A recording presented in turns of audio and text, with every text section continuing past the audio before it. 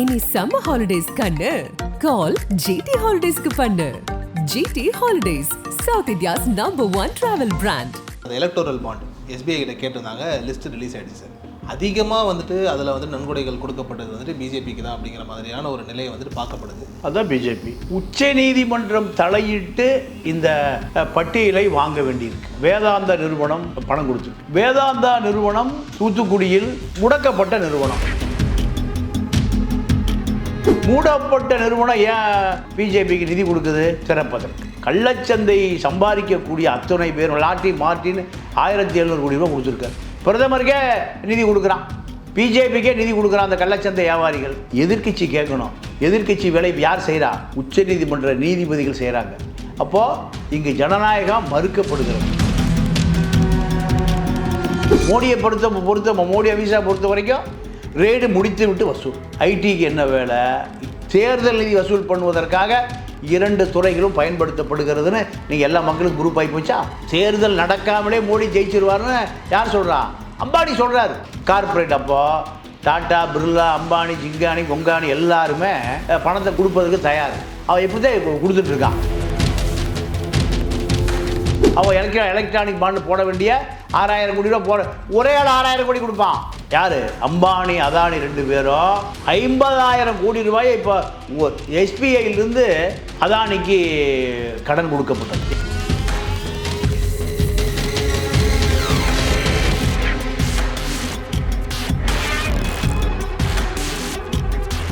ஆகாயம் நேயர்களுக்கு வணக்கம். நான் உங்கள் அஷ்ரஃப். இன்று நம்மோடு இருப்பது மூத்த பத்திரிகையாளர் ஐயா பாண்டியன் அவர்கள். சார் வணக்கம் சார். வணக்கம் சார். அந்த எலக்டோரல் பாண்ட் எஸ்பிஐ கிட்ட கேட்டிருந்தாங்க, லிஸ்ட் ரிலீஸ் ஆகிடுச்சு சார்.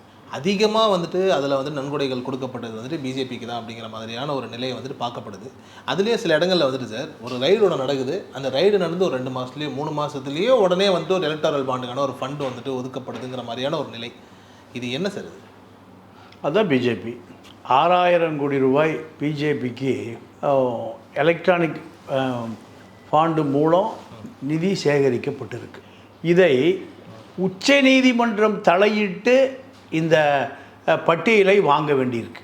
அப்போது 6000 கோடி ரூபாய் நிதி கொடுத்த அத்தனை பேருமே மிகப்பெரிய பொருளாதார குற்றவாளிகள். இப்போ இதில் வேதாந்தா நிறுவனம் பணம் கொடுத்துருக்கு. வேதாந்தா நிறுவனம் தூத்துக்குடியில் முடக்கப்பட்ட நிறுவனம். ஸ்டெர்லைட் ஆலையை மூடணும் அப்படிங்கிற மாதிரியான அதுதான் வேதாந்தா நிறுவனம். ஸ்டெர்லைட் ஆலை தான். ஆமாம். அப்போ அந்த நிறுவனம் மூடப்பட்ட நிறுவனம். மூடப்பட்ட நிறுவனம் ஏன் பிஜேபிக்கு நிதி கொடுக்குது? திறப்பதற்கு. கிட்டத்தட்ட 400 கோடி கொடுத்ததா சொல்ல. ஆமாம் ஆமாம் ஆமாம். அப்போது இது போன்ற சட்டவிரோத நிறுவனங்களினுடைய தலைவர் தான் மோடி. மோடியினுடைய நோக்கம் என்னென்னா, இது போன்ற கார்ப்பரேட்டுகளுடைய அதிகாரத்தை, ஒற்றை ஆட்சியை நிறுவ வேணும். ஒரே ஆட்சி, பிஜேபி ஆட்சி. இந்த ஆட்சியை நிறுவுவதற்கு இது போன்ற கார்ப்பரேட்டுகள் துணை இல்லாமல் நிறுவ முடியாது. நீங்கள் அம்பானியினுடைய மகன், இப்போ அவனுக்கு திருமணம், ஆனந்த் அம்பானி, அவருக்கு நமக்கெல்லாம் ஒரு அரை ஏக்கரா வாங்கி ஒரு ஆடு, மாடு, குதிரை வளர்ப்போம். அவர் 3000 ஏக்கராவில் ஒரு பெரிய மிருகக்காட்சி சாலையை நடத்துகிறார். அது ஒரு சேவையாக தான் பண்ணிட்டுருக்காரு. ஆமாம், சேவை. ஆடு மாடெல்லாம் வளர்த்துறது சேவை தான். 3000 ஏக்கராவில் இந்தியாவில் யார் வளர்த்த முடியும்? அம்பானியுடைய மகன் ஆனந்த் அம்பானியை தவிர எவனாவது 3 சென்ட் கிடைக்காம தெருவில் படுத்து கிடக்கிறான். 3 சென்ட் வாழ்வதற்கு இல்லாமல் குழந்தை குட்டியோடு எங்கே படுத்து கிடக்கிறான்? தெருவில் படுத்து கிடக்கிறான். 40 கோடி பேர் ஒரு நேரம் உணவு இல்லாமல் பட்டினியாக தூங்க போகிறான்னு ஒரு புள்ளி வரம் சொல்லுது. இவர் யாருக்கு சேவை? ஆடு, மாடு, விலங்கு, நாய், பூனை, பன்னி, இதுக்கா சேவை? மனிதனுக்கு சேவை பண்ணியா? மனிதனை சுரண்டி ரிகாடா டான்ஸுக்கு 100 கோடி ரூபா, தனி சார்ட்டர் ஃப்ளைட்டில் 100 கோடி ரூபா. எத்தனை பெண்கள் தாலிக்கு தங்க இல்லாமல் முதிர் கன்னிகளாகி இங்கே திருமணமாகாமல் இருக்குது. அதுக்கு சேவை ஒன்று, அதுக்கு பேர் தான் சேவையே. 1000 கோடி ரூபா வாங்கி 208 கிலோ ஆனந்த் அம்பானி 108 கிலோ ஆவது சேவை அல்ல. அப்போது இது மோடியை போன்ற ஒரு பெரிய கார்ப்பரேட்டுகளுடைய முதலாளிகளுக்கு ஆன தேசம் இது. Ambani, Adani, private limited, India, இதுதான். அப்போது கள்ளச்சந்தை சம்பாதிக்கக்கூடிய அத்தனை பேர் லாட்டி மார்ட்டின் 1700 கோடி ரூபா கொடுத்துருக்காரு. 4000 கோடி ரூபா வரி கட்டுகிறார், 40,000 கோடி வரி ஏமாத்துறாரு, 4 லட்சம் கோடிக்கு வியாபாரம் பண்ணுறாரு. இதெல்லாம் கணக்கு. அப்போது இவர்களை யார் கட்டுப்படுத்த அதிகாரம் யாருக்கு இருக்குது? பிரதமருக்கே நிதி கொடுக்குறான், பிஜேபிக்கே நிதி கொடுக்குறான் அந்த கள்ளச்சந்தை வியாபாரிகள். அப்போது கள்ளச்சந்தை வியாபாரிகளுடைய வேட்டை காடா இந்தியா? எதில் நீங்கள் இந்த எஸ்பிஐ சேர்மன்ட்ட உச்சநீதிமன்றம் மோடிக்கு ஜனநாயகத்தை காப்பாற்ற வேண்டிய பொறுப்பு எதிர்க்கட்சிகளுக்கு இல்லை, உச்சநீதிமன்றத்துக்கு வந்திருக்கு. இப்போ உச்சநீதிமன்றம் தலையிட்டு இந்த பட்டியலை ஒரு முறை இல்லை, இருமுறை இல்லை, பல முறை நினைவூட்டிய பிறகு நீங்கள் எஸ்பிஐ சேர்மன் என்ன பண்ணுறாரு? 3 மாதம் ஆகுகிறார் பட்டியல் கொடுக்குறதுக்கு. ஏன்? எலெக்ஷன் முடிஞ்சிடும் 3 மாதம் கழிச்சு. உடனடியாக என்னால் ஒரு 24 மணி தான் கொடுக்க முடியுங்கிறார். யார்? எஸ்பிஐ வங்கி ஊழியர் சம்மேளனம். எல்லாம் டேட்டாஸ் ரெடியாக இருங்க, ஒரு பட்டனை திருட்டா மெயில் பூரா போயிடும். இதே எஸ்பிஐயுடைய சேர்மன் என்ன கேட்குறாரு? 3 மாதம் டைம் ஒன்று கேட்டாரா இல்லையா நீதிமன்றத்தில்? நீதிமன்றம் என்னையா டிஜிட்டல் இந்தியா? பழைய கணக்கு போல நோட்டு வச்சு எழுதிட்டு இருக்கீங்க. அப்போது யாரை ஏமாற்றுவதற்கு இதெல்லாம் யார் கேட்குறா? எதிர்க்கட்சி கேட்கணும்.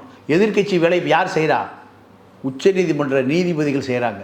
அப்போது இங்கு ஜனநாயகம் மறுக்கப்படுகிறது, ஒற்றை ஆட்சி சர்வாதிகாரம் அமுல்படுத்தப்படுகிறது.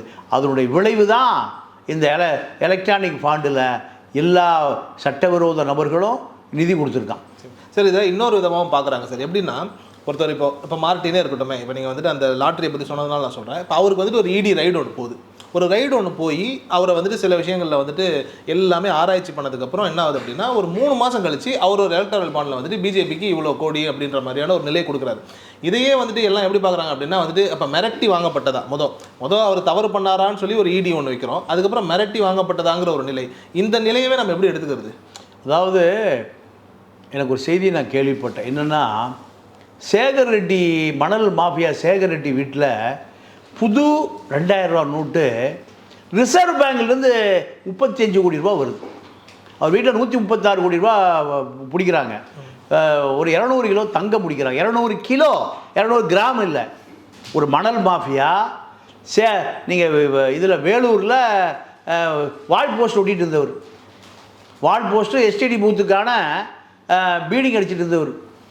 இந்த நாட்டில் பாருங்கள், வெள்ளசேகர் பொண்ணு கொடுக்காம 6 பவுன் போட்டு lorry owner, lorry plus lorry டிரைவரை மாமனார் பொண்ணு கொடுத்து இன்றைக்கி அவர் 15,000 கோடி வச்சுருக்காரு.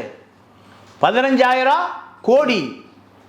அப்போது நோட்டு அவன் ஏடிஎம்மில் கிடைக்காம பண மதிப்பிழப்பு நடவடிக்கையில் தெருவில் தெரியுறான். 35 கோடி 2000 நோட்டு கட்டுருக்கு. ஏதாவது விசாரணை நடந்ததா? இப்படி அவனுக்கு 2000 நோட்டு கட்டு 35 கோடி ரூபா வந்தது. 135 கோடி ரூபா கள்ளப்பணம், 200 கிலோ தங்கம் கள்ளப்பணம். கிலோ ஆப்பிள் ஆரஞ்சோ இல்லை, என்ன தங்கம். அப்போ யார் இந்த சேகர் ரெட்டி? அவர் எப்போ அந்தமான் ஜெயிலில் ஒண்டி போட்டிருக்கணுமா இல்லையா? அவர் தான் தொழிலதிபர். அவர் தான் யாருக்கு பணம் கொடுக்குறாரு? ஆந்திரா ஜெகன்மோகன் ரெட்டிக்கு இப்போ 4000 கோடி ரூபா வச்சுருக்காரு அவர் மீண்டும் ஜெயிக்க வைக்கிறதுக்கு. அப்போ இதுதான் இந்த நாட்டினுடைய அரசியல்னா, பெரிய சேகர் ரெட்டி தான் எனக்கு மோடி. 15 லட்சம் ரூபா ஒரு நபருக்கு, ஒரு தலைக்கு அத்தனை லட்சம் கோடி சுவிஸ் பேங்கில் கள்ளப்பணம் சட்டவிரோதமாக முடக்கப்பட்டு கிடக்கிறது. இதை மீட்டு தர்றையா? இப்படி தானே பிரதமர் ஆனார் 2014. எல்லா பையனும் ஏடிஎம்மை போட்டு பார்க்குறான் 15 லட்சம் வந்துருச்சான்னு. அப்போது ஒரு தலைக்கு 15 லட்சம் ரூபானா எத்தனை லட்சம் கோடி சுவிஸ் வங்கியில் இந்த இந்திய மக்களுடைய பணம் முடக்கப்பட்டிருக்கு. இதை மீட்டு எடுத்துட்டாரா மோடி? கள்ளப்பணம் சந்தையை பூரா நான் சுவிஸுக்கு கொண்டு வரனார். ஏன்? அவரோடு கூட்டு சேர்ந்து கொண்டார். கள்ளச்சந்தை வியாபாரிகளோடு, மார்ட்டினோடு, சேகர் ரெட்டியோடு கூட்டு சேர்ந்து கொண்டார். அப்போது சாதாரணமாக பர்மா அகதியாக வந்த மார்ட்டினுக்கு பல லட்சம் கோடி, வேலூரில் வால்பேப்பர் ஓட்டின சேகர் ரெட்டிக்கு 15,000 கோடி. அப்போது மக்கள் உரம் தெருக்கோடியில் படுத்து கிடக்கிறான். இந்த பிஜேபி அமர் பிரசாத் ரெட்டி அண்ணாமலை பொறுத்த வரைக்கும் ரெய்டு நடப்பதாக வசூல். மோடியை பொறுத்த மோடி அமித்ஷா பொறுத்த வரைக்கும் ரெய்டு முடித்து விட்டு வசூல். அப்போது இங்கே இடிக்கு என்ன வேலை, ஐடிக்கு என்ன வேலை? தேர்தல் நிதி வசூல் பண்ணுவதற்காக 2 துறைகளும் பயன்படுத்தப்படுகிறதுன்னு நீங்கள் எல்லா மக்களுக்கும் குரூப் ஆகி போச்சா? இதை கேட்டு வாங்குவதற்காக உச்சநீதிமன்றம் சாட்டையை எடுத்து சுழற்ற வேண்டியதாக இருக்குது. யாருக்கு? நீங்கள் எஸ்பிஐ சேர்மனுக்கு. எஸ்பிஐ சேர்மன் தரவே மாட்டேங்கிறார். அவர் கொடுக்க மறுக்க சொல்லுவது எந்த அதிகார சக்தி? Finance minister. ஃபைனான்ஸ் மினிஸ்டருக்கு மேலே யார்? Prime minister. இதெல்லாம் ஏழைபாளைக்கு தெரியுமானா தெரியாது. ஏழைபாளைகள் பூரா கன்னித்தீவு சிந்து பார்த்து படிச்சுட்டு இருக்கான். கன்னித்தீவு சிந்து பார்த்து படிக்கிறவங்ககிட்ட போய் யோ ஐடி ரைடு விட்டு 1000 கோடி வசூல் பண்ணுறாயா அப்படின்னா அந்த மக்களுக்கு தெரியுமா? தெரியாது. அப்போது இந்த அரசியல் என்பது நீங்கள் வேதாந்தா நிறுவனங்களைப் போல பல மூடப்படுகிற நிறுவனங்கள் அத்தனையுமே மத்திய அரசுக்கு நிதி கொடுத்தா தங்களுடைய நிறுவனங்கள் மீண்டும் திறக்கப்படும், மீண்டும் கார்ப்பரேட் உலகம் வேலை செய்யப்படும். இப்போ இதுதான் பிஜேபியினுடைய தேர்தல் ஃபாண்டனுடைய பின்னணி. இதில் வந்துட்டு சார், அம்பானியுடைய நிறுவனமும் அதானியுடைய நிறுவனமும் எந்த இடத்துலையுமே பணம் கொடுக்கப்பட்டதாக இல்லையே, அது என்ன காரணம்? என்ன காரணம்னா, அருமையான கேள்வி கேட்டீங்க. ஆழ்ந்து சிந்தித்து அருமையான கேள்வி கேட்டீங்க. அம்பானி அதானி நிறுவனம் என்ன பண்ணுறான்னா, இந்தியாவில் இருக்கக்கூடிய 30 மாநிலங்களில் அவனுக்கு பிரான்ச் இருக்குது. 30 மாநிலங்களில் எல்லா கார்ப்பரேட் அலுவலகங்கள் இருக்குது. கார்ப்பரேட் அலுவலகங்கள்லேருந்து கரன்சியாக நேரடியாக போயிடும். கார்ப்பரேட் அலுவலகங்கள்லேருந்து ஷில்லாங்கில் எங்கே நீங்கள் இந்தியாவினுடைய வடகிழக்கு மாநிலங்கள் ஷில்லாங்கிலிருந்து பணம் டிஸ்பியூட் ஆகும். இதுதான். அதாவது இப்போ நியூஸ் தமிழ்நாடு, நம்ம தரகர் கார்த்திகை செல்வம் அங்கே இருக்கார், நிருபர் இல்லை தரகர். அப்போது மோடி 400 சீட் ஜெயிக்கணும். இப்போ என்ன பண்ணுறாங்க? நியூஸ் 18 தமிழ்நாட்டில் மோடி எவ்வளோ சீட் வருவார்? 400 சீட்டு. 400 சீட் ஜெயிப்பாருன்னு இப்போ என்ன மக்களோட எக்ஸிட் போல் மக்களோட சர்வே எடுத்ததில் தெரிய வருதுன்னு செய்தி வருது. அப்போது தேர்தல் நடக்காமலே மோடி ஜெயிச்சிருவார்னு யார் சொல்கிறா? அம்பானி சொல்கிறார். அம்பானிக்கு 24 மொழிகளில் அந்த சேனல் இருக்குது. இதுதான் அரசியல், இதுதான் கார்ப்பரேட். அப்போது டாட்டா, பிர்லா, அம்பானி, ஜிங்கானி, கொங்கானி எல்லாருமே இந்தியா முழுக்க தன்னுடைய அலுவலகத்திலிருந்து கரன்சியாக தேர்தலுக்கு பணத்தை கொடுப்பதற்கு தயார். அவன் எப்படி தான் கொடுத்துட்ருக்கான். ஒவ்வொரு ஸ்டேட்லேயும் ஒரு லிக்கர் லாபி இருக்குது, மணல் லாபி இருக்குது. ரெண்டும் தான் பெரிய லாபி. இந்த லிக்கர் லாபி, அதாவது சாராய மாஃபியாக்கள், மணல் மாஃபியாக்கள், அவன் 2 பேரும் எலக்ட்ரான் பாண்ட்லேயே போடுவான். முட்டையாக கட்டி வச்சிருக்கா ரப்பர் பேண்டு போட்டு. தேர்தல் வருகிற பொழுது காவல்துறை வாகனத்தில் டிஸ்பியூட் பண்ணப்படும். நீங்கள் இந்திரா காந்தி இருந்த காலத்தில் துணை இராணுவ படையினுடைய லாரிகளில் பணம் கொண்டு சென்றதாக ஓய்வு பெற்ற ஒரு ஐஜி எனக்கு சொல்லியிருக்கார். அப்போது இந்தியாவை பொறுத்தவரை இந்தியாவில் எல்லா அரசு இயந்திரங்களும் சட்டவிரோதமான பணிகளுக்கு பயன்படுத்தப்படுகிறது. இன்றளவும் காவல்துறை வாகனத்தில் தான் வந்துட்டு பயணிக்கிறார். சரி, அதாவது எல்லாமே சொல்ல முடியாது, எல்லாருமே சொல்ல முடியாது. சில கருப்பு அதிகாரிகள் இருக்கான். கருப்பு அதிகாரிகள் மீண்டும் தனக்கு பதவிக்கு வரணும்னா இது போன்ற எடுபிடி வேலைகளை செய்வார்கள். 2 கமிஷனர் இருந்தாங்க. ஒரு கமிஷனர் சபரிமலை இருந்தார். அவர் 20,000 கோடி ரூபா சம்பாதிச்சிருக்கார்.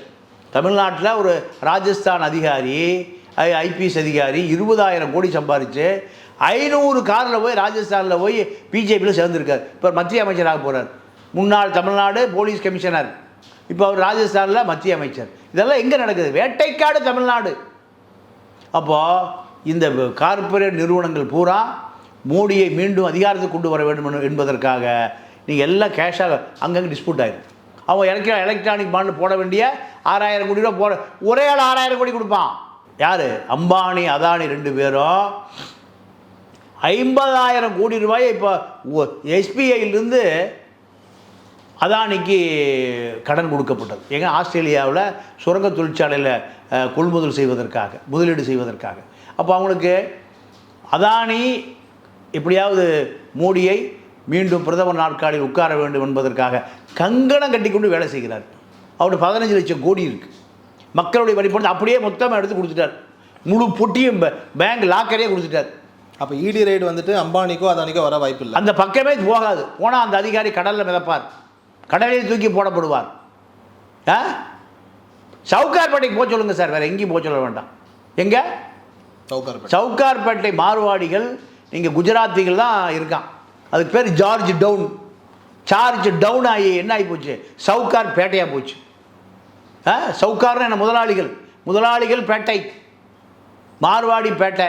அப்போது சவுகார் பேட்டை பக்கம் எந்த இடி அதிகாரியும் போக மாட்டார், எந்த சிபிஐயும் போக மாட்டார், எந்த அமலாக்கத்துறையும் போகாது, எந்த துறையும் போகாது. வாட்ச்மேனை தவிர யாரும் உள்ளே போக முடியாது. வாட்ச்மேன் செக்யூரிட்டி தவிர யாரும் உள்ளே போக முடியாது. அப்போது இவர்கள் தான் இந்த ஆட்சி அதிகாரத்தை தீர்மானிக்கிறார்கள். அப்போது இந்த மக்களுக்கான அதிகாரம் எங்கே இருக்குது? மக்களுக்கான அதிகாரம் எங்கேயுமே இல்லை. மக்கள் அதிகாரம்னு ஒரு அமைப்பை ஆரம்பித்தான். அதுதான் ஜல்லிக்கட்டையும் ஸ்டெர்லைட்டையும் தலைமை தாங்கி நடந்துச்சு. அதான் மக்கள் அதிகாரம். அங்கே மருதையர்னு ஒரு ஐயர் உள்ளே போய் அத்தனை பேரையும் காட்டி கொடுத்துட்டு இப்போ அவர் அப்படியே போயிட்டார், ஆர்எஸ்எஸ்க்கு போயிட்டார். அப்போது இது போன்ற நடவடிக்கைகளை தான் பிஜேபி தொடர்ந்து செய்து கொண்டு இருக்கிறது. நிச்சயமாக சார். சரி, இப்போது ஜியோன்னு ஒரு நிறுவனம் வருது. அந்த நிறுவனம் வந்ததுக்கப்புறம் வந்துட்டு நிறைய இடங்கள் என்ன சொல்லப்படுச்சு அப்படின்னா, ஏர்டெல்னுடைய நெட்வொர்க்கே ஒழுங்காக வேலை செய்யலைங்கிற மாதிரியான ஒரு நிலைப்பாடு இருந்தது. இப்போ இந்த எலக்டோரல் பாண்டில் ஏர்டெல் நிறுவனமே கிட்டத்தட்ட 183 கோடி வந்துட்டு கொடுத்துருக்கு. இதையும் நம்ம எப்படி தொடர்பு படுத்தி பார்க்குறது? இல்லை, அதாவது நான் உங்களுக்கு அப்படியே ஒரு 20 வருஷத்துக்கு பின்னோக்கி போயிடுறேன். இந்த தொலைத்தொடர்பு துறை, அதாவது இந்த 2G வந்த புதுசு. அப்போது வாஜ்பாய் தான் இந்தியாவுடைய பிரதமர். பிரமோத் மகாஜன் வாஜ்பாயுடைய அவரும் ஒரு அமைச்சர். இந்த காலகட்டத்தில் இந்த தொலைத்தொடர்புத்துறை ஏர்டெல், ஏர்செல் இப்படி போன்ற நிறுவனங்கள்லாம் பல நிறுவனங்கள் முளைச்சிருந்தது.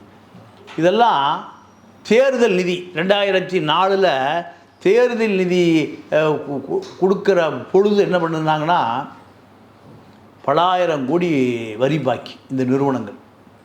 தேர்தல் நிதியாக சில ஆயிரம் கோடிகளை பெற்றுக்கொண்டு பலாயிரம் கோடிகளை தள்ளுபடி பண்ணிட்டான் வாஜ்பாய் அரசாங்கம். நீங்கள் பழைய பேப்பர் எடுத்து பாருங்கள்.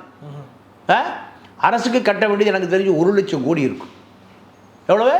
1 லட்சம் கோடி மக்களுடைய வரிப்பணத்தை சில ஒரு 5000 கோடி 10,000 கோடி தேர்தல் நிதியாக வாங்கிட்டு மீதி 90,000 கோடி தள்ளுபடி செய்யப்பட்டது பிரமோத் மகாஜன் வாஜ்பாய் இருக்கிற பொழுது. இப்போ அதே தான் நடக்குது. என்ன காரணம்னா, இந்த கார்ப்பரேட் நிறுவனங்கள் நீங்கள் முறையாக வரி கட்டுவதில்லை, முறையாக வரி கட்டுறதில்லை. நீங்கள் சென்னை பிஎஸ்என்எல் இது செல்ஃபோன் வருவதற்கு முன்பு நீங்கள் லேண்ட்லைன்லேயே 10,000 கோடி ரூபா வருமானம் வருடம். 10,000 கோடி. இதை இப்போ என்ன ஆகி போச்சுன்னா, இந்த 10,000 கோடி எங்கே போயிடுச்சு? ஜியோவுக்கு போயிடுச்சு. ஜியோ ஏர்டெல் ஏர்செல்லுக்கு போயிடுச்சு, தனியார் நிறுவனங்களுக்கு போயிடுச்சு. அப்போது இங்கே தனியார் நிறுவனங்களை காப்பாற்றுவதற்காகத்தான் இந்த பிஜேபி காங்கிரஸ் அரசு இருக்கே தவிர, காங்கிரஸ் அரசு காணாமல் போச்சு வச்சுங்க. இப்போ பிஜேபி அரசு இருக்கே தவிர தனியார் முதலாளிகள் தான் அரசினுடைய கொள்கை வகுப்பாளனாக இருக்கான். ஆனால் நீங்கள் காங்கிரஸ் காணா போயிடுச்சுன்னு சொன்னீங்க சார். 3வது அதிகமாக வந்துட்டு பணம் பெறப்பட்டது வந்துட்டு காங்கிரஸ்க்கு தான் இருந்திருக்கு. இது எப்படி சாத்தியம்? ஏன்னா கிட்டத்தட்ட 10 வருஷமாக ஆட்சியிலே இல்லை, காங்கிரஸ்க்கான வேல்யூவே இல்லைங்கிற மாதிரி இன்றைக்கி மக்கள் பேசும்போது இந்த காலகட்டத்தில் எப்படி எத்தனை ஆயிரம் கோடிகள், கிட்டத்தட்ட வந்துட்டு ஒரு 1500 கோடி வந்து காங்கிரஸுக்கு மட்டுமே வந்திருக்கு. இப்போ என்னென்னா, நீ காங்கிரஸுக்கு பணம் கொடுக்கலன்னா, பிஜேபிக்கு பணம் கொடுத்ததை காங்கிரஸ்காரன் மேடையில் பிரச்சாரம் பண்ணுவான். காங்கிரஸு நீங்கள் இப்போ மணல் மாஃபியா கரிகாலம் இருக்கான். கரிகாலம் வந்து திமுக தான் ஆட்சியில் இருக்குது. திமுக கூட்டணிகளுக்கு மட்டுமே பணம் கொடுத்தா அதிமுக கூட்டணி வீதிக்கு வீதி சொல்லிகிட்டே இருப்பான், மண்ணு திறனோட காசு வாங்குறான், மணல் மாஃபியோட காசு வாங்குறான்னு. இவனுக்கு கொடுத்துட்டா 2 பேரும் வெளியிலே தகவல் வராது. அப்போ இப்போ நம்ம எப்படி எடுத்துக்கணும் அப்படின்னா சார், அப்போ யாராவது ஒருத்தவங்க வந்துட்டு இவன் பணம் வாங்குறான் அப்படின்னு சொன்னால் எனக்கு கொடுக்கலன்னு இவங்க சொல்கிறாங்கன்னு அர்த்தமா? அதுதான் உண்மை. அப்புறம் இவர் ஒன்றுமே பேசலைன்னா பணம் கொடுத்தாச்சு செட்டில் ஆகிடுச்சு. இதுதான் இந்திய அரசியல். இது மக்களுக்கான அரசியல் அல்ல, இது கார்ப்பரேட்டுகளுக்கான அரசியல். நீங்கள் ஒரு விஷயம் பெரிய அளவில் எக்ஸ்போஸ் ஆகுதுன்னு வச்சுக்கோங்க, அது இவனுக்கான பேரம் படியல, இவனுக்கான தொகை போய் சேரல, அதுதான் இவர் இவ்வளோ பரபரப்பாக இருக்கார். ஏன்னா அவனுக்கு மட்டும் கொடுக்குறீங்களா, எனக்கு ஏன் கொடுக்கல, நான் இப்போ வச்சுக்கிறேன், மக்கள்கிட்ட கொண்டு போய் சேர்க்குறேன். தனக்கு பங்கு வந்தால் பேசுவதை நிறுத்தி விடுவார். இதுதான் காங்கிரஸ் பிஜேபி 2 அரசியல் இப்படி தான். இந்திரா காந்தி செய்யாத சர்வாதிகாரமா, நேரு செய்யாத சர்வாதிகாரமா? நேரு கம்யூனிஸ்டுகளை பூரா சுட்டு கொண்டார். அவன் கம்யூனிஸ்ட் என்னையா பண்ணான்? உழைக்கிற மக்களுக்கு அதிகாரம் வேணும் தானே கேட்டான். வேற என்ன கேட்டான்? ஆங்கிலேய காலத்தில் சுட்டுக் கொல்லப்பட்டான் கம்யூனிஸ்ட்டு. நேரு வந்த பிறகு சுட்டுக் கொல்லப்பட்டான் கம்யூனிஸ்ட்டு. அப்போ எவ்வளோ பெரிய சர்வாதிகாரியாக இருந்திருப்பார் பாருங்க நேரு உன் மகளே வருக நிலையான ஆட்சிகள் தருகன்னு சொன்ன கருணாநிதி எமர்ஜென்சியில் கார்காடு வீராசாமிக்கு அடித்தே காது செவிடா போச்சு. இந்தியா முழுக்க பல பேர் சிறை கொட்டையில் பெரிய பெரிய தலைவர் பூரா எங்கே கிடந்தான்? ஜெயிலில் கிடந்தான். அப்போது இந்திரா காந்தியை போல ஒரு சர்வாதிகாரி உலகத்திலேயே கிடையாது. இந்த சர்வாதிகாரியை ஒழிப்பதற்காக தான் ஜேபி ஜெயபிரகாஷ் நாராயணா ஜனதா தளத்தை உருவாக்கி இந்திரா காந்தியினுடைய அரசியலுக்கு ஒரு முற்றுப்புள்ளி வைத்தார். இப்போ அதே போன்று ஒற்றையாட்சி சர்வாதிகாரம் மோடிட்டு போய் சேர்ந்துருக்கு. சரி, இப்போ மக்கள் வந்துட்டு ஹாஸ்பிட்டல்ஸுக்கு போகிறாங்கன்னும் போது ரொம்ப நம்பகத்தன்மையான ஹாஸ்பிட்டல்ஸ் தான் போகிறாங்க. இப்போ யசோதா ஹாஸ்பிட்டல்னு ஒரு ஹாஸ்பிட்டல் ஆகஸ்ட்டில் வந்துட்டு அங்கே வந்துட்டு ஒரு இடி ரைட் நடக்குது. அக்டோபர்லேயே இவங்க கிட்டத்தட்ட 162 கோடி வந்துட்டு ட்ரான்ஸ்ஃபர் பண்ணுறாங்கன்ற மாதிரியான ஒரு நிலை. மருத்துவமனைகள்லையும் இப்படி ஒரு நிலை வர்றது வந்துட்டு மக்களுக்கு அச்சுறுத்தலாக இருக்காது? இல்லை, நீங்கள் நிறைய மருத்துவமனைகளை கார்ப்பரேட் தான் நடத்தலாம் சார். நீங்கள் தலைவலிக்குதுன்னு போய் அட்மிட் ஆகிட்டிங்கன்னா 5000 ரூபா வேணும். நீங்கள் எந்த நோயின்னு போனாலும் ₹1,00,000 இல்லாமல் நீங்கள் இது வந்து ஒரு 5-7 நட்சத்திர வசதி உள்ள மருத்துவமனைங்கிறான். உலகத்தில் கல்வி மருத்துவமனை 2மே இலவசமாக கிடைக்கணும். அதுதான் நாடு. நீங்கள் கம்யூனிஸ்ட் நாடாக இருக்கக்கூடிய ரஷ்யாவாகட்டும், சீனாவாகட்டும், கியூபாவாகட்டும், மருத்துவம் இலவசம்தான். மருத்துவம் கல்வி 2 இலவசம்தான். அதுதான் கம்யூனிசம். இங்கே இது 2மே காஸ்ட்லி. மருத்துவம் எட்டாக்கணி, ஏழைக்கு நோய் வந்து அங்கேயே வந்து சாக வேண்டியது தான். கல்வி என்பது நீங்கள் கார்பரேஷன் ஸ்கூலு, காக்கி ட்ராயரு, ஒரு கசகின சட்டை, சிலேட்டு புஸ்தகம், மஞ்சப்பை, உள்ள சாப்பாடு தட்டு. இதுவும் எங்கே? இந்தியாவில் தான். கான்வெண்ட், இங்கிலீஷ் கான்வெண்ட்டு, ஷூவு, சட்டை, பேண்ட்டு, கார் டிரைவரு, சாப்பாடு பேக்கு, இதுவும் எங்கே? நுனிநாக்கு இங்கிலீஷு, அது எங்கே? அப்போ கல்வி 4 வகையாக பிரிக்கப்பட்டிருக்கு. கார்பரேஷன் ஸ்கூலு, கார்பரேஷன் ஸ்கூலுக்கு மேலே தனியார் பள்ளிக்கூடம், அப்புறம் அதுக்கு மேலே CBSE school, international school, Ooty Kodaikanal இருக்கக்கூடிய மேட்டுக்குடிக்கான பள்ளிக்கூடம். தொடக்க கல்வி இத்தனை பிரிவாக இருக்குது. தொடக்க கல்வி இத்தனை பிரிவாக இருக்குது. கார்பரேட் எங்கே படிக்க வைப்பான் ஒரு அதிகாரி? இன்டர்நேஷ்னல் ஸ்கூலில் படிக்க வைப்பான். அன்புமணிலாம் எங்கே? மான்ஃபோர்டில், ஏற்காடில் படித்தார். எங்கே? ஏழை எளிய மக்களுக்கான தலைவன் அன்புமணி மான்ஃபோர்டு. நம்ம 2G ராஜா மக எங்கே படிக்கிறான்? லண்டனில் படிக்கிறான். அப்போது இவர் ஏழை எளிய மக்களுக்கான தலைவன். இவங்க பிள்ளைகள் எங்கே படிக்கும்? மான்ஃபோர்டுலேயும், ஏற்காடுலேயும், கொடைக்கானலையும், ஊட்டியிலையும் தான் படிக்கும். அப்போ இதுதான் இந்த இந்திய அரசியலினுடைய வேர். கார்ப்பரேட் எதை சொல்கிறானோ, அரசியல் கட்சி எதை சொல்லுகிறார்? அரசியல் கட்சினா அது ஒரு கார்ப்பரேட் தான். கருணாநிதி திமுக பிரைவேட் லிமிடெடு, அண்ணன் எடப்பாடி பிரைவேட் லிமிடெட், இப்படி தான். இவர்களை பொறுத்த வரைக்கும் இது ஒரு ஜனநாயக அமைப்பே அல்ல. சரி, இப்போ இப்படி பார்க்கும்போது 6000 கோடி பிஜேபிக்கு வந்திருக்கு. அதனுடைய ஒரு 10% தான் டிஎம்கேக்கு வந்திருக்கு. கிட்டத்தட்ட ஒரு 639 கோடி. இதை எப்படி எடுத்துக்கிறது? ஆமாம், நீங்கள் பிஜேபி இந்தியா முழுக்க இருக்கான், இவர் தமிழ்நாடு முழுக்க இருக்கான். அவன் 6000 கோடி, 10% 600 கோடி சரியா போச்சு. சரி, அதில் ஒரு 10%ஆவது வந்துட்டு ஏடிஎம்கேக்கு வரணும், 60 கோடியாவது வரணும். வெறும் 6 கோடி தான் வந்திருக்கு. ஏடிஎம்கேங்கிற கட்சி இருக்கா இல்லையா? இல்லை, ஏடிஎம்கே திமுகவுக்கும் கடன் கொடுக்கும், மோடிக்கும் கடன் கொடுக்கும். வேலுமணிகிட்ட மட்டும் 1 லட்சம் கோடி இருக்குது, தங்கமணிகிட்ட 1 லட்சம் கோடி இருக்குது, எடப்பாடிட்டு 5 லட்சம். நீங்கள் அரப்பூர் ஜெயராமன் போட்ட வழக்கு 200 வழக்கு நிலுவையில் இருக்குது. 2011-21 இவர்கள் திருடியது எவ்வளவு? பல லட்சம் கோடி. நீங்கள் ஹெல்த்து விஜயபாஸ்கர் 20,000 கோடி வச்சுருக்கார். இதில் உயிர் காக்கும் மருந்து எல்லாம் போலி மருந்து. மாத்திரை சாப்பிட்டு அவனுக்கு நோயே நல்லா போகாது, நோய் தான் அதிகமாக வரும். ரொம்ப எளிமையாக சைக்கிளெல்லாம் போகிறார் சார் ஒரு ஊரில். சைக்கிள், ஆமாம், சைக்கிளையும் போவார், கொஞ்ச நாள் உருண்டும் போவார். உருண்டு எண்ணெயை பூசிட்டு ஏண்டா ஏதாவது ஒற்றை மண்ணு தாண்டா ஒட்டு மண்ணாவது ஒட்டு உருண்டு தான் போவார். இப்போவுமே அவருக்கு சுகர் 400 இருக்கும். அவ்வளோ ப்ரெஷர், அவ்வளோ கோடி பணம். அது மக்கள் சேவையினால் வந்திருக்கலாம்ல சார்? ஆமாம், மக்கள் சேவை. பல லட்சம் கோடி திருடி தங்கமாக மாற்றி சம்பாதிச்சதில் அவர் 10 லட்ச ரூபா மாடு வாங்கி வாடி வாசலில் விடுறாரு. வாடி வாசலேருந்து வந்து விழுந்து சாவுது. அப்படி 2 மாடு 3 மாடு செத்துருக்கு. அவ்வளோ பாவம். நீங்கள் ஏழைபாடை 10,000 ரூபா 5,000 ரூபாய்க்கு மாடு வாங்கி விட்டுறோம், அது எல்லாத்தையும் குத்திட்டு எல்லாம் தள்ளி விட்டு ஓடி போகுது. 10 லட்ச ரூபா மாடு, விஜயபாஸ்கருடைய மாடு வாடி வாசலே விழுந்து சாகுது. 3 மாடு சாகுது. இந்த மக்களுடைய பாவம் மொத்தமாக சம்பாதிச்சு வச்சுருக்கிறவர் தான் விஜயபாஸ்கர். அப்போ இவர்களெல்லாம் இப்போ தேர்தல் நிதி ஆற்றுல மணலே இல்லாமல் போனதுக்கு காரணமே அதிமுக தான். அதிமுக திமுக தான். 10 வருஷம் இருந்ததில்ல.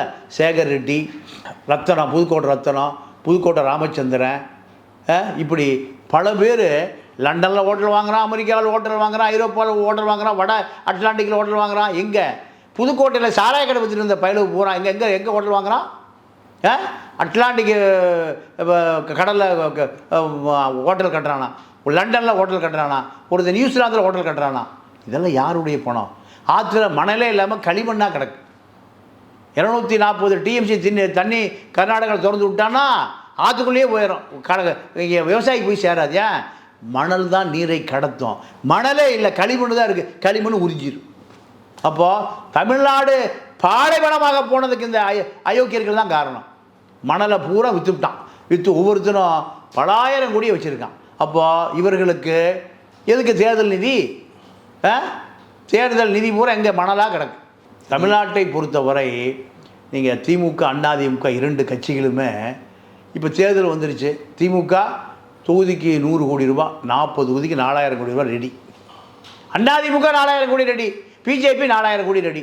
12,000 கோடி சட்டவிரோத பணம் ரெடியாக இருக்குது. இது டிஎம்கே ஏடிஎம்கே 4,000 கோடி வச்சுருந்தது ஒரு லாஜிக் உண்டு. பிஜேபி ஏன் சார் 4,000 கோடி வச்சுருக்கு தமிழ்நாட்டில்? எப்படியும் வராதுன்னும் போது இதுக்கு 4,000 கோடி இல்லை. வராதுன்னு நீங்கள் அதிமுகவை பின்னுக்கு தள்ளிட்டு பாஜக தான் 2வது இடம். 2வது இடம் பிஜேபி அதிமுக.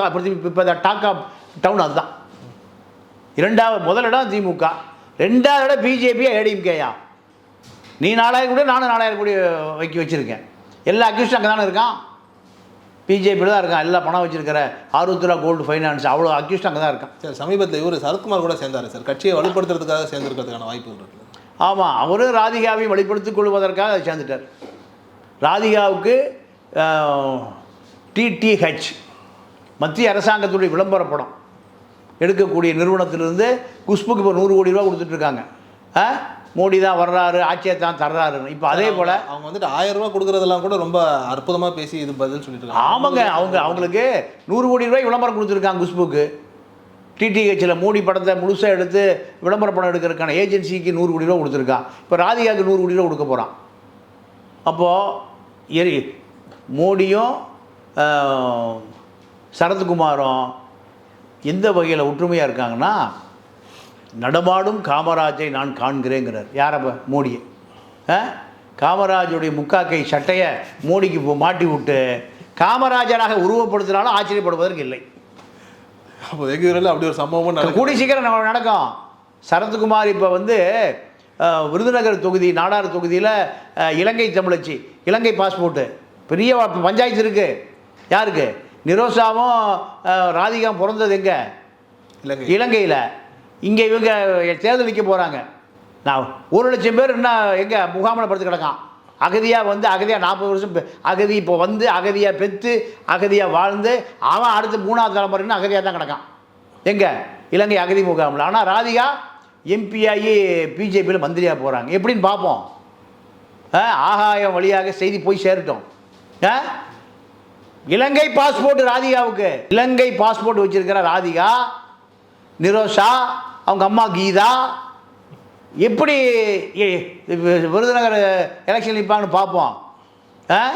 தமிழக காதில் பூச்சுத்துறக்கு சரத்குமார் உட்பட அத்தனை பேரும் முடிவு பண்ணிட்டாங்க. பார்ப்போம். பிஜேபியில் சேர்ந்து பிஜேபியை வலுப்படுத்துறதா இல்லை சரத்குமார் ராதிகாவை வலுப்படுத்துவதா என்று பொறுத்திருந்து பார்ப்போம். ரொம்ப நன்றி சார் நேரத்துக்கு. நன்றி, வணக்கம். இனி சம்மர் ஹாலிடேஸ் கண்ணு கால் ஜிடி ஹாலிடேஸ்க்கு பண்ணு. GT Holidays, South India's #1 travel brand.